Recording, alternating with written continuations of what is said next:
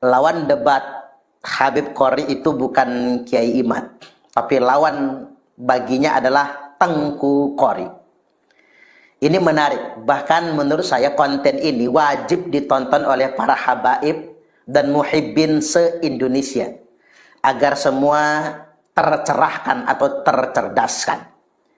Baik, kita mulai dari argumentasi pertama.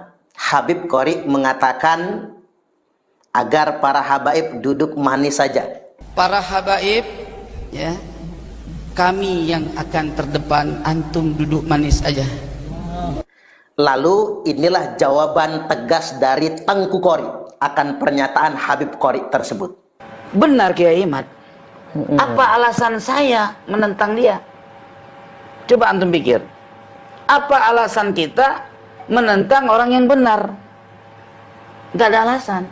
Nah, maka oleh sebab itu saya dulu pernah sampaikan ketika di pertama kali itu ketika di Gus Fuad Pleret, saya sampai menyatakan siapa saja orang yang meneliti nasab Bani Ba'alawi dengan penuh kejujuran, ya, penuh jujur, yang hak-hak, yang batil-batil, pasti ketemu nasab Ba'alawi palsu.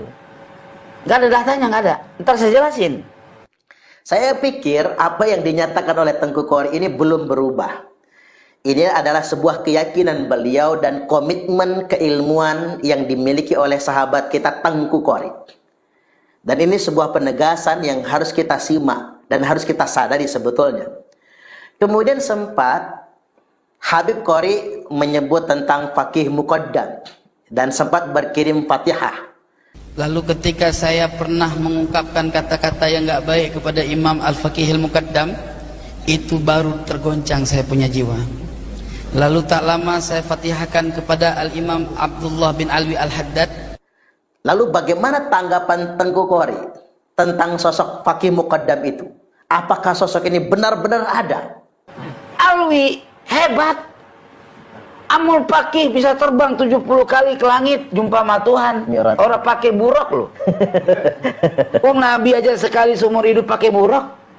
Dia mah kagak pakai apa-apa, cus. Begitu kan? Kesaktian dia sama Nabi. Gue bingung. Sekali itu mampunya, ya nggak? Kilok kagak ada karangannya. Siapa ulama yang pada tingkat derajat martabat tinggi, yang syuhrah hebat, Syekh Abdul Qadir Jailani, ada tulisannya, banyak karyanya, ya nggak? Ngapa dia kagak ada? Gue bingung. Ini orangnya ada nggak sih sebenarnya? Ulama yang ada di zamannya boleh cek. Imam Nawawi, Imam Rafi'i, ya, tidak pernah tahu nama Amul Faqih Muqaddam. Gue bingung.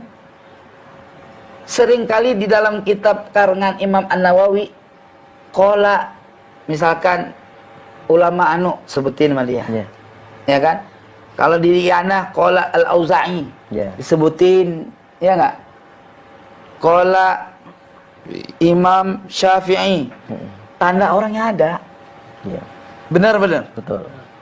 Nah, Ba'alawi dari nenek moyangnya sampai Muhammad Maulad Dawilah hebat, tapi nggak ada orangnya.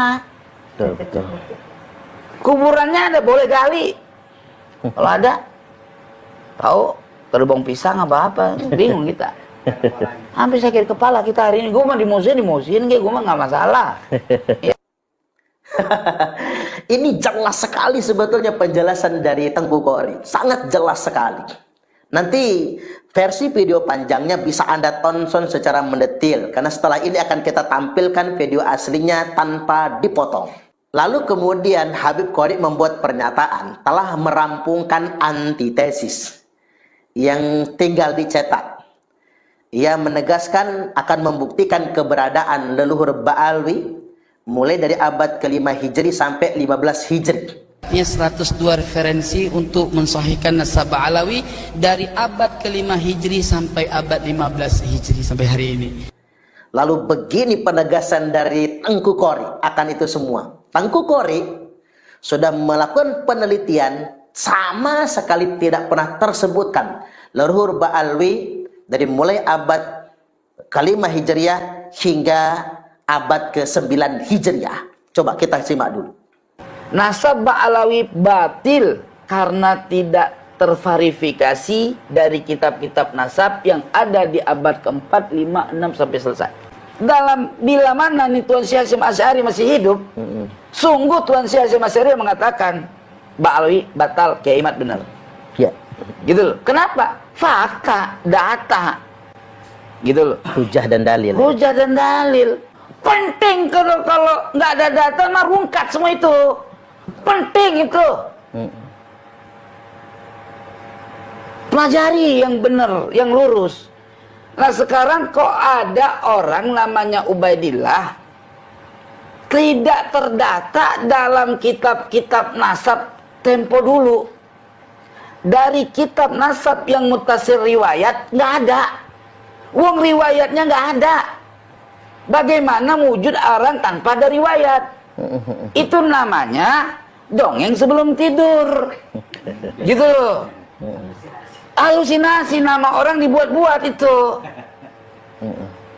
Kalau Ubaidillah ini orang biasa, ya ustadz Iqra lah, wajar nggak ada yang kenal Bapak. Tapi kalau dia sekali berpapa Prabowo, sekali berbapak Jokowi, sekali berlebih dari Tuan Syekh Hasyim Asy'ari, sekali bergus Dur, ilok agak yang tahu. Gue bingung. Masa surat cinta aja kagak ada? Ahmad bin Isa terverifikasi tukilan orang yang menukil khobar dari dia. Ahmad bin Isa. La Ubaidillah mujtahid mutlak.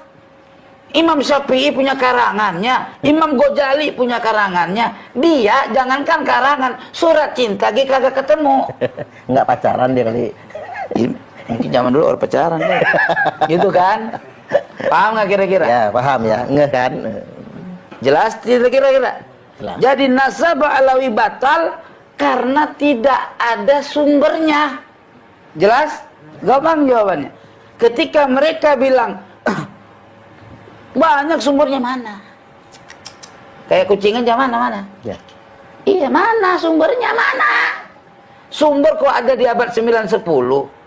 Setelah 5 abad lebih kemudian. 600, bukan 5 abad. Ya, 6 abad. Belum saya bongkar, Ahmad bin Isa tidak pernah wafat tahun 345. Ntar saya bongkar semua. Rungkat kali ini saya bongkar. Silakan. Nah ini sebuah memori yang tidak pernah bisa kita lupakan tentang sosok yang fenomenal, yakni Habib Qori versus Tengku Qori ini. Salah mencintai lebih baik daripada salah Membenci. Lebih ini orang dicintai. Repot. Ini cocok, ini istilahnya bagus ini. Iya kan orang itu makalah itu nggak ada datanya, bikinan. Mahamba nggak perlu dalil. Iya mahamba cinta nggak perlu dalil, mah cinta palsu. Iya. Pan ada nyanyinya. Jika benar cinta itu buta. Iya. Kalau ada Bu Roma enak ini. Iya. Lantas berujung kepada ribut di media sosial, di TikTok, sampai akhirnya membawa hampir terjadi peristiwa benturan antara Bahar Smith dan Tengku Muda Qori, yang Bahar Smith membawa pasukannya yang cukup banyak, sedangkan Tengku Qori sendiri yang beliau mungkin terpaksa melipir ke Kresek, dalam tanda kutip mungkin minta perlindungan dari Kiai Imad dan Laskar Sabilillah. Ini sebuah cerita-cerita yang harus kita ambil pelajarannya tentunya. Nah, ketika kita menyaksikan fenomena Habib Qori yang kemudian katanya dalam tanda kutip sudah membela Ba'alwi, coba kita lihat di video ini.